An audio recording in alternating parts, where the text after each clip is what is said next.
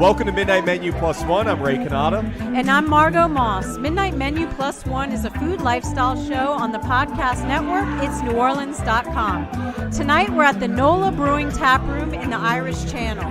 The tap room is Nola Brewing's on-site watering hole. They serve Nola's regular lineup of craft beer as well as 8 specialty brews can't get anywhere else.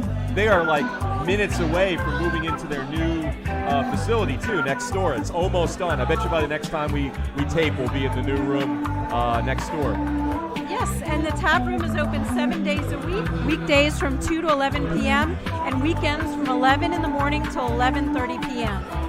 We're so glad you could join us. Each week on Midnight Menu Plus One, Margo and I invite a member of New Orleans restaurant and food community to have a beer with us, and we invite them to bring along their own guest, a plus one.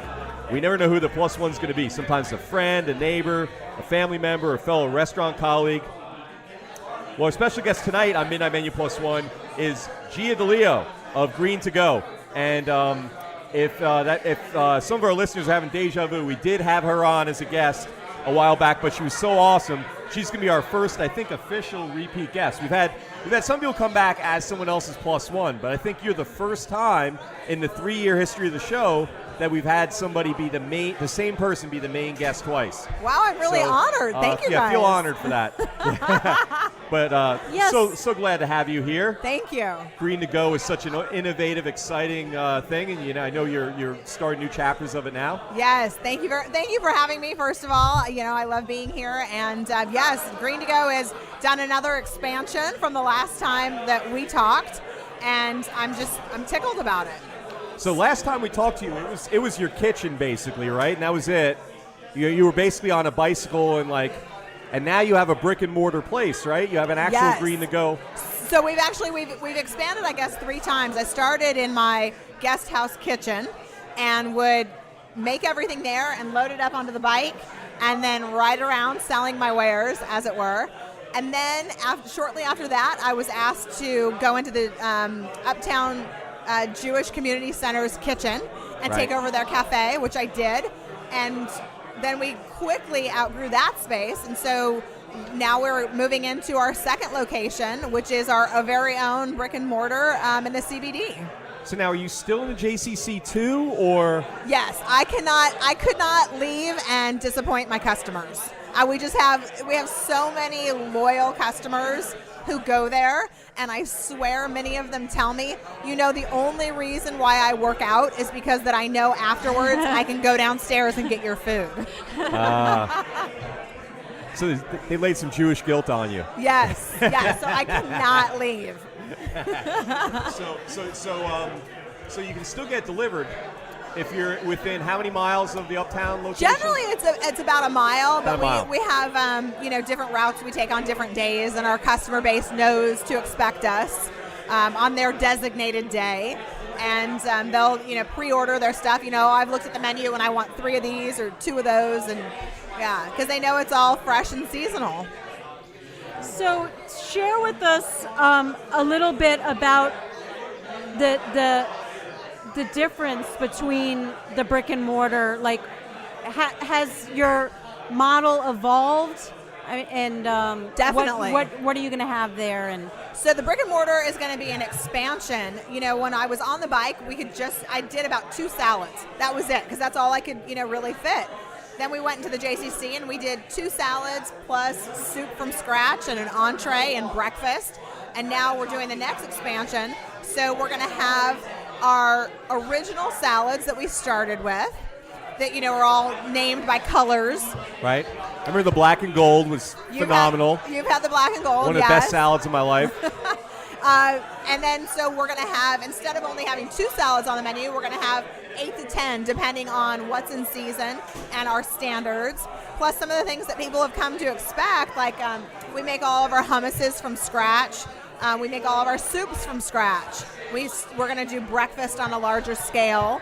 But certainly the hours are the same because my theory hasn't changed.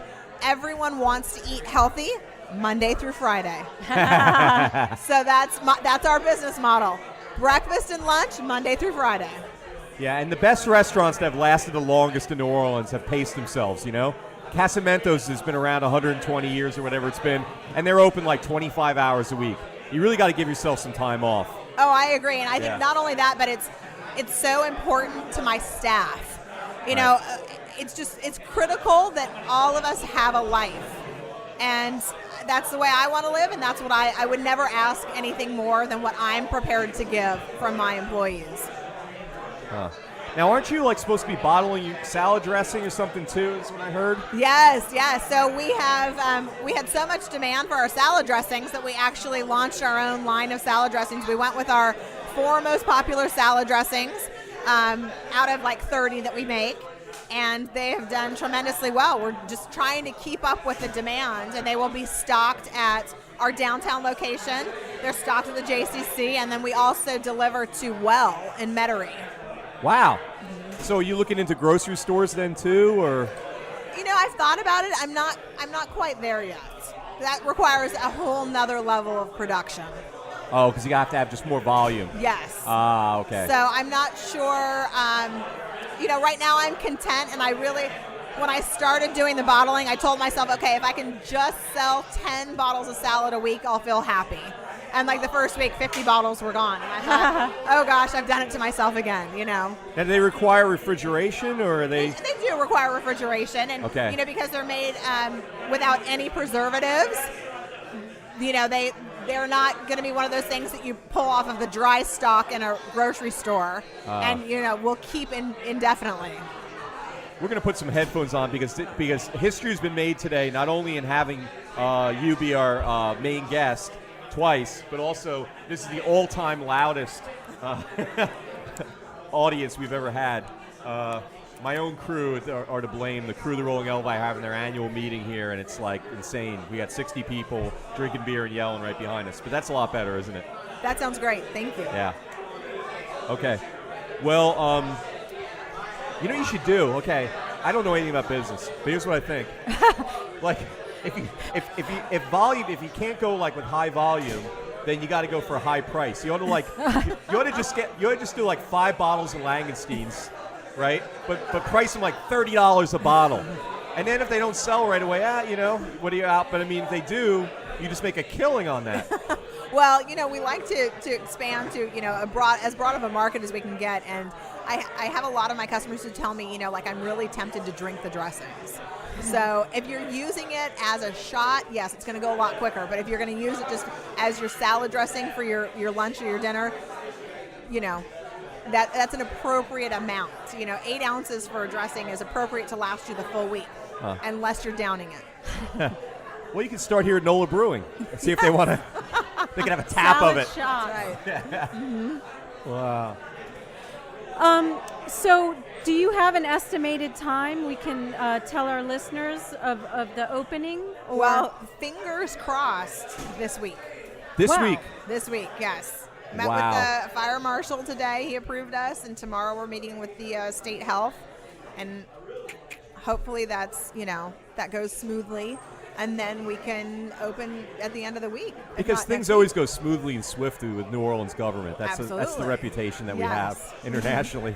I won't tell you that it's been a smooth process because, you know, we started looking for a location a year and a half ago, found the location, you know, and then it took us 9 months to sign a contract, and you know, so it really is a long-term proposition.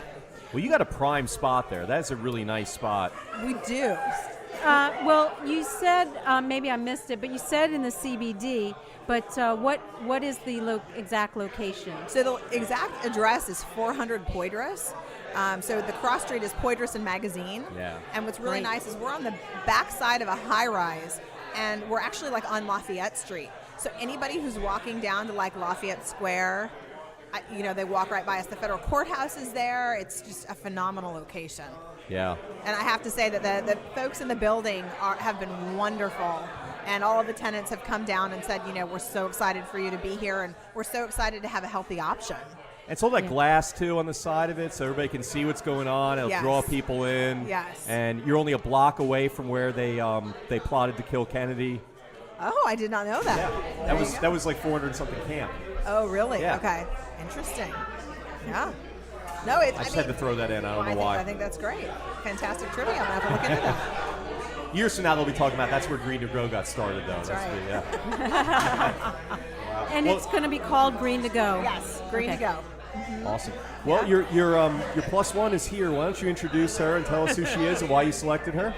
Okay, so since it is my second time on the show, I thought I'd go with a theme because I'm all about, the juxtaposition of what I eat, which is, salads and healthy, and she is the counterpoint to that. So the last time I was on, I brought with me Nate Winter, the Nola Pie guy. Yes. And today I have phenomenal pastry chef Beth Biundo. Nice. Yep. Welcome, Beth. Thank you. So where do you pastry chef? I was the pastry chef at Lilette for about 10 years, and I've taken... one of our favorite places. I took about 2 years off, and I've been doing interior design, which is actually how I met Gia. She delivered to the shop I was working in, and I would get her salads, and then kind of decided to get back into it. So I'm just in the process of starting a cake and pastry business. So. Nice. Give a name for it yet? Beth Biundo Sweets. All right. And I can tell you that I have had, I would say, the vast majority of what you make, and I have never been disappointed. Great. All right, why don't you describe a few of those things to me slowly? Well, the business is going to be a little bit different with what I was doing, which was plated desserts for years. This is a lot of cakes, and I had a cake business that was popular uptown about 6 years ago out of Lilette. So I have kind of a customer base. I'm trying to expand on that, but I do a triple chocolate cake, a passion fruit cake, coconut cake, and then tarts, cookies, some different candies that I do a lot at the holidays, and just a big assortment of things that are not salads. Sounds delicious. Now, I want to ask you why you went into design and now why you have decided to venture back. I think I went into design. I worked in restaurants for about 15 years, and I was ready for a change, and I wasn't quite sure what I wanted my next step to be, and I'd done a bit of that and art world stuff before I started cooking. So just decided to try something new, and realized I missed pastry, but kind of wanted to do it in a different way than restaurants, and was at that point where I wanted to open my own business. Great. So I did a pop-up at Satsuma in the Bywater. Oh, I love that place. Just was there last week. I actually walked there from my house next to the Audubon Park. So I did that from about October to last month, every couple of weeks, and just kind of as a little test grounds, and it went really well, and got a good reception to it, so decided to jump in. Well, do you feel that baking and the art form lends itself to design? I mean, I would imagine you have an eye if you are in that. I mean, it certainly does to some extent. I mean, people look for that, and a cake should be beautiful as well as taste good. So I think it helps, and my styles are similar in both areas. But also, I do think my desserts probably are still more like ingredient focused, flavor focused, and the design is pretty simple and minimalist, and that's what I'm going for. So I think clean and classic is how I would describe it. I really, because you really, the taste is what really sets it apart, and it's fantastic. Absolutely. I mean, I can certainly think of some pastry shops, and you go in and it looks beautiful, and you're so excited, and then you taste it, and you're like, yeah, but no. Well, thank you. And I think if you can have a simple and clean aesthetic, and if something tastes great. Yeah. I mean, just naturally, I think people overdo things visually, and sometimes it can overcompensate, and detract. Definitely. And I think there can be a style for every taste. Some people want a fancy cake, and some people want a simple cake, and we'll have all the options out there. But I think like wedding cake styles particularly have gotten simpler lately, and people are asking me for kind of rustic looks and things like that weren't as popular a few years ago. It's sort of like home design. I mean, you had Victorian homes, and they got flashier and more ridiculous and insane, and then it birthed sort of the craftsman style that was sort of like pared down. These people are like, I can't take this anymore. I feel like that's happening with wedding cakes. It's like, not to diss people that have like the elaborate wedding cakes, but I mean, it got to a point where it was ridiculous. Yeah. I mean, it was like insane. Well, it was the 80s, and now nothing is like that. But I think it kind of goes along with people wanting more like fresh ingredients or organic foods, like what Gia does, and they want the aesthetic to match the inside. Yeah. So how'd you get into pastry chefing? Did you start out, Lillette, as the pastry chef, or did you start doing something else? I did. I had been a pastry chef for a long time before I went there. I was living in New York, and I went to culinary school specifically for pastry, and worked some there. And in New Orleans, I worked at the Windsor Court, Delmonico, Cuvée, a lot of restaurants over the years. Yeah. So. And what brought you to New Orleans? I grew up here. Okay. And I've left 3 times and come back 3 times. We had a guest last week who did the same thing. Left 3 times and came back 3 times. There's something about it when it gets in your blood. It's like, don't even try to leave because it's not gonna happen. Well, the last time I came back, I thought it was just for a year or 2, and now I own a house around the corner, married here. I'm not leaving. I don't think so. Good. That's great. And Gia, how is your children growing up here similar or different to how you grew up? Oh, so different. I mean, I grew up in California, in Southern California, and certainly the food there is phenomenal, but really where I grew up was in a suburb, and it was very homogenized and what I would describe as vanilla. And so New Orleans is certainly not vanilla. The opposite of that. And I love it. I love that my boys have a piece of the city. They were born here, and it really means a lot to me that they will take that with them wherever they go. They are New Orleanians, and I'm so proud of the city, and kind of what Beth was saying about how she did these pop-ups. I really have to hand it to the food industry here in New Orleans. I have never felt competition or kind of subtle threats. Right. It's always been very much a team effort. I agree. And I don't know how many other major cities can say that.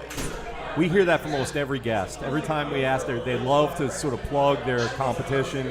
It's so much more of a community here, I think, with food. Well, it's like that with everything, really. Oh, I agree. It's like that between the crews. It's like that. I mean, everybody's just in the same boat, and everybody just wants to see each other flourish. It seems like. Oh yeah. And it's definitely true of the food stuff. Well, where we're at in the CBD, Pulp and Grind just opened up, which is a division of Satsuma. I was just there last week too. Yes. Yeah. And I know the manager there. She's awesome. He replaced the PJs on. Yes. Yeah. Yes. And then I was actually selling salads at Go-Go's on Magazine Street.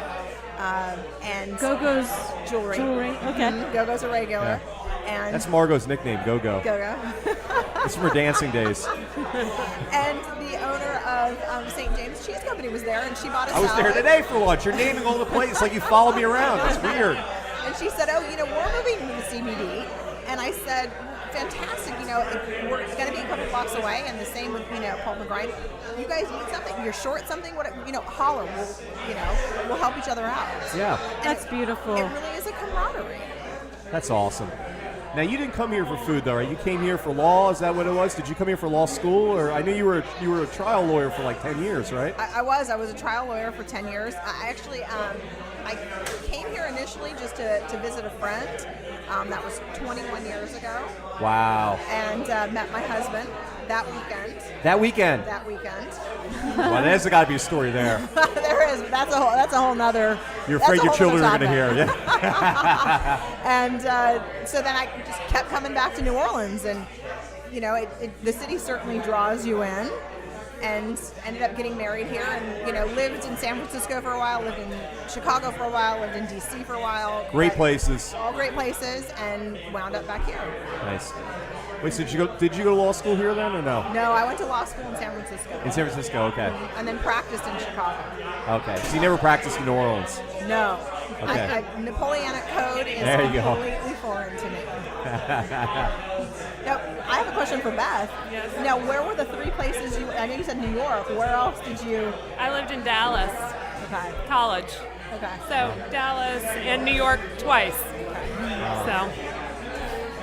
And are there things about your experience up there that you still bring into your?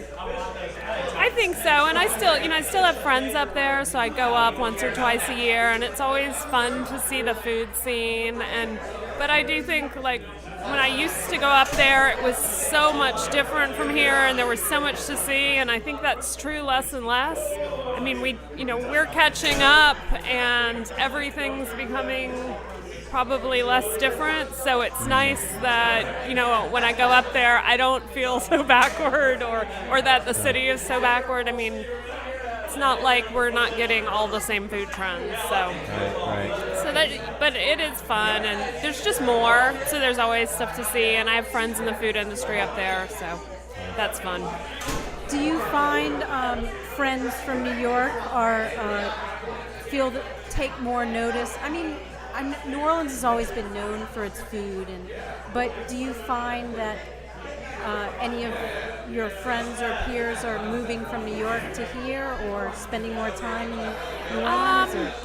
I'm hearing more about it. None of my best friends, which would be awesome, but or they're constantly calling and saying, "Oh, I have a friend who's moving to New Orleans. What neighborhood should they look in, or whatever?"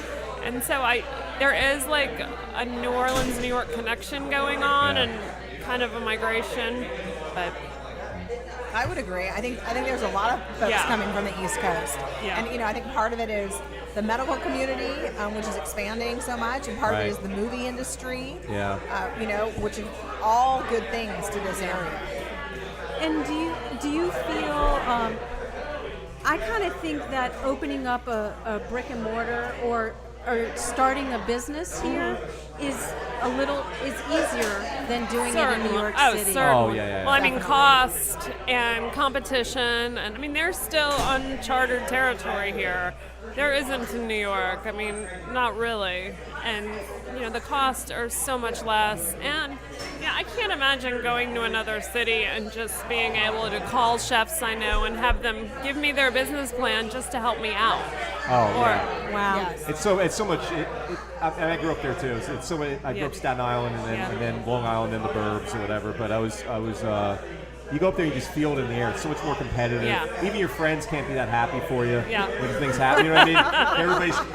Everybody, and then they come down and like they don't want to gush about a meal here, because that would be like admitting somehow New York's not supreme in absolutely every area of everything. And it's like, this meal could be really good. It's okay. Just say it. I don't know. I know it's not every New Yorker, but that's my friends and relatives I bring down here. This is an issue we have. We always argue about.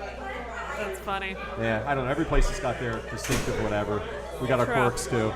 Yeah, on just a few. On the topic of New Yorkers, have you been to the new little sandwich place, Carrollton, SIBO? Yes, I love that place. I do too. Love it. Please tell us about it. What is? Well, I mean, I've got I'm all about promoting small businesses. And they dare to be promoted. Yeah. 2 guys who came down from New York and from started Brooklyn. this. From Brooklyn. That started this little sandwich shop, basically, is what it is, and they import all of these great cheeses from New York and breads and salamis, and it is just fantastic. I've been there 2 or 3 times. Where is it? It's right there on Carrollton. Right next to Mona's. Right near Rue. Yes. Yeah. Well, Nino's is going at it. It's going under. And Nino's was, to me, the only truly authentic. I mean, there's lots of great Italian in New Orleans, but like that, there's subtleties about the flavor, and it was like. And the smell and all, and it broke my heart when Nino's told me he lost his lease. And I wrote an ode to Nino's. It was in the paper, but they published it. But then But Chibo's opened providentially like a month before this, 2 months before it, so it's sort of going to take its place, I think. You go in there, and the minute I smelled it, I just brought it back home. It was so great.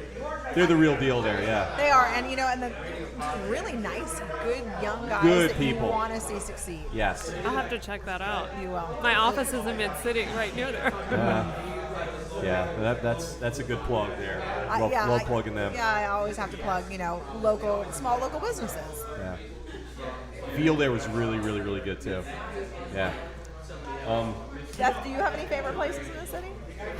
I have so many. I think this is the hardest question anyone can ask me. I cooked for so long that most restaurants are owned by friends. Right. So if I pick one, I'm not picking someone else. But we'll just do stream of consciousness, okay? So that's all. Nobody can blame you for that. First one that pops in your head that you just sort of. The meteor's going to hit the Earth in a week, and you know it. Your uncle works for NASA, and you're the only one that knows. So all the restaurants are still open.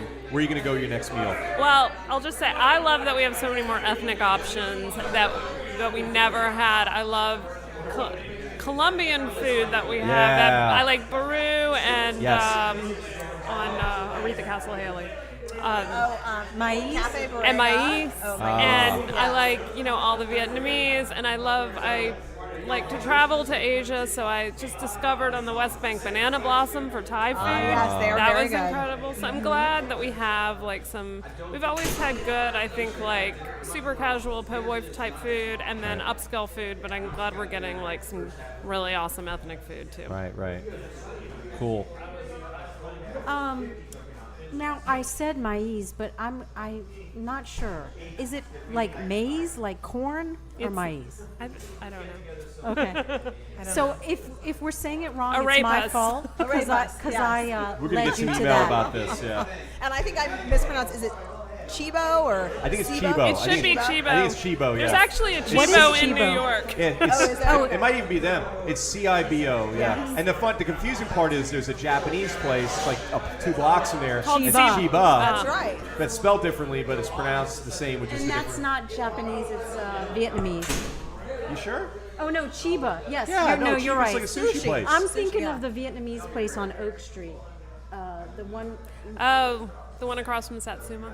That's That has a That's long on Maple Vietnamese Street. name. That's on Maple Street. Oh no, Yeah. that's Oh. on That's Maple. not an oak. And that has nothing to do with Bachi Canteen. Bachi. Yeah, that place is I'm great, too. dyslexic, That's so good. that is Chiba to me. Seriously. Well, I think it's time for our off the menu question. Don't you think? Yeah. Yes. We'll make this one easy on you. Timely. Oh, we have commercials first too, don't we? Yes.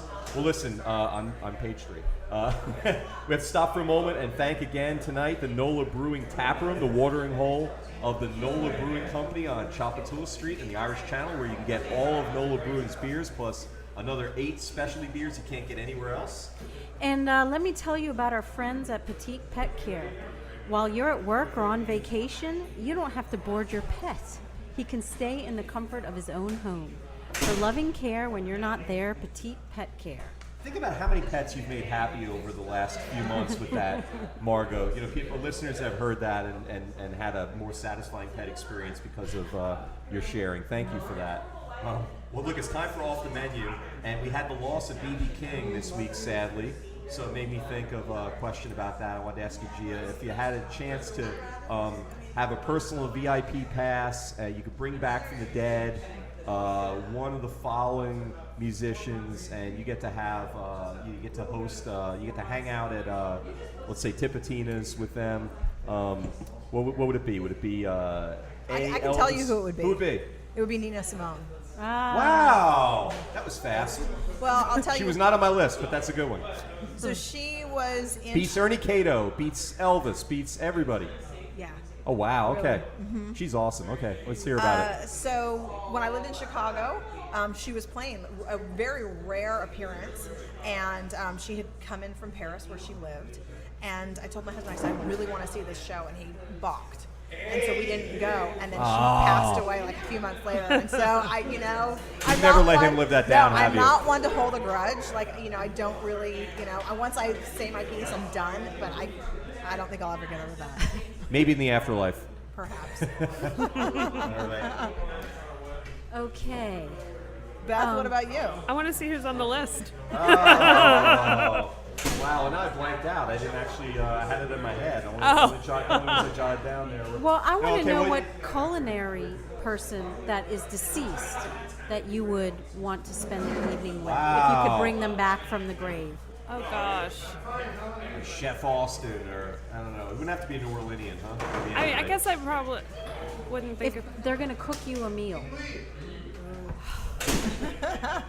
the most impressive person that I always rattle off is not dead. That's why, because when I was in culinary school, we had a very small presentation by Jacques Pepin, and it was, to this day, I have never seen anything like it. He threw together some flour, sugar, butter, threw it in the oven, and it was the best dessert I've ever had.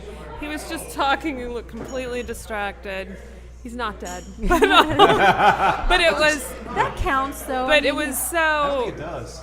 Well, I don't know if food people get as iconographic as music people, where there's a lot of dead people you want to meet. You know, I mean, other than the obvious, like... I don't know. I was on vacation Julia Child. recently. I was going to say Julia Child. Right, but everyone would say Julia Child. That's too cliche.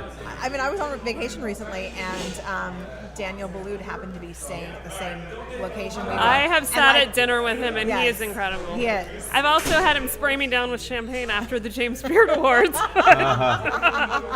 wow. wow. You've been at the James Beard Awards.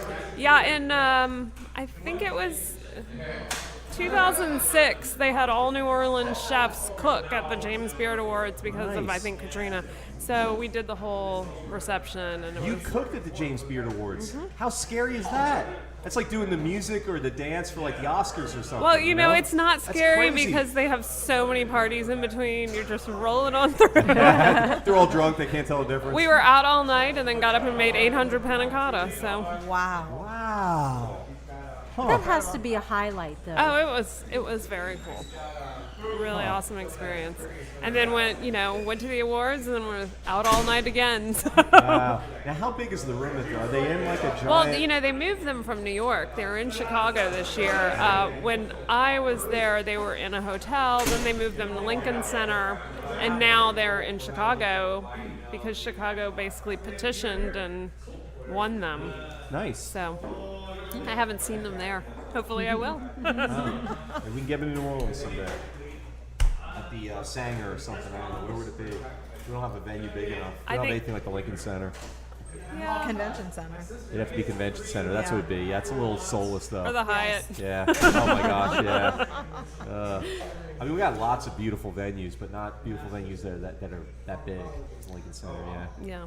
Well, maybe the new culinary institute. Yes, I mean, I Noki. don't know. I don't know how large that's going to be, but it's going to be an amazing facility. It Do does y'all look- have y'all heard anything about it? And Yes, as a matter of fact, one of my good friends, Carol Markowitz, is the CFO. So Oh. she has been working took us off with T. Martin and a great group of people trying to get it rolling. So they're, fingers crossed everything continues to go smoothly. It's a great space. yeah, it's going to T. be an Martin's- exciting addition and so needed. Yes. And just Absolutely. helpful. Great spot for that too. And think of all the labor we'll get. Yes. Yeah, yeah. And it's good labor too. Yeah, you know? yeah, Those are good skilled. jobs. Good jobs. Definitely. They kind of dovetail with the rest of what the city's about and all Absolutely. And they're very. Yeah. It seems to be Like the very medical- collaborative. They're not. Once again, they're collaborating with a lot of other programs. Yes. So it's Oh, not yeah. like isolating a group. Right. No, they're definitely working. I believe they're working with, Tulane Medical and Yep. the Gold Ring Foundation to, Right. work on, healthy food options and Right. I- First medical school in the country that teaches cooking classes. yeah, Basically, we've had culinary Leah classes, Saris basically. on our show before. We're running out of time, I think, Margo. I think we got about 5 minutes left. Do you have a couple questions left? Well, I would like to know how far along you are and where your home base is going to be, and so how people can reach you that didn't know you before. Well, I am taking cakes as cake orders as we speak, but I think I'll open a sort of permanent space, hopefully early 2016. It sounds so late, but that's really 6 months away. Right now I'm working out of a temporary kitchen. I may be in a commissary kitchen, but my website should be up next month. In the meantime, Don't have an address yet? I have a web address, which is Beth Biondo Sweets. You can just email me at beth@bethbiondosweets.com. Okay, great. Right. Can you spell your last name? Can you spell it out too? Biundo. All right. Thank you. Cool. And I actually have a bone to pick with Beth that she actually didn't bring us anything to sample tonight. I'm glad it was you who said that, and not because I'm thinking the passion fruit cake sounds. Sounds so great. should All have. good. I cooked all day yesterday for a Mad Men party I had last night. So, we kind of Well, did you do anything like themed, or was the whole thing was themed. Okay. Oh, tell us about that. What'd you do? We did. No, but it was said in the no, it's the end of the series. Though. It's not the It beginning. was the end of the At the series. beginning of the series, it'll have to be like Betty Crocker. It'll be like, yes, microwave. So- It's all instant. This is It great. was early 70s, so we tried to do authentic but not disgusting. And so we did homemade sour cream onion dip and Harvey Wallbangers to start. Nice. And then I did a green goddess salad, and I put alfalfa sprouts and sunflower seeds and avocado to give the whole California health food thing. And then we did, apparently pineapple in the 70s was this new huge thing. Wow. So we did shrimp and pineapple under the broiler, which was the new way to cook, and Funny. Spanish rice, which was also Yeah. apparently very popular, and I made rum cake, which I think is going to actually go into the permanent repertoire. It might be a very good holiday gift. So, Nice. yeah. Can I ask what type of rum you used? I used Barbancourt because it was in the bar, but it might be the priciest rum cake ever made. Now, did you dress the part as well? You know, I did, and I didn't tell any of my guests to. And funny. independently, everyone showed Everybody up. did. They and knew. it was, In so the it was spirit. awesome. Yeah, Yes. that's New Orleans too. Yeah, everybody's looking for excuses to dress Yeah. up. So everyone looked good. Awesome. Fantastic. Well, looks like we're out of time, Margo. Sorry to say that. There's so much. Thank you so much for joining us tonight on Midnight Menu Plus One. I know time is precious in the businesses that you're in, the business that you're in. So thank you so much. Thank you for having us. spending time with us. And Thank you, Gia. our special guest tonight on Midnight Menu Plus One was Gia DeLeo of Green to Go, and her plus one was Beth Biondo. Biondo, that's it. Oh, sorry, I had it on my little sheet of That's paper. I got all rid of right. it. Beth I'm Biondo. not allowed to tell them who you I are. know. They have to go in, No, we went in cold. Beth Biondo of Beth Biondo Sweets. So thank you so much. You can find out more about our guests and much more by following the links on our website. It's neworleans.com. And thanks to Petite Pet Care and the Nola Brewing Tap Room for the awesome beer this evening. Nola Brewing Tap Room is open 7 days a week, and it's just seconds away from moving into its beautiful new facility next door. You can come here anytime, or you can join us back here next week for another Midnight Menu Plus One. We look forward to seeing you next week. Till then, I'm Margo Moss. And I'm Ray Canada. Good night.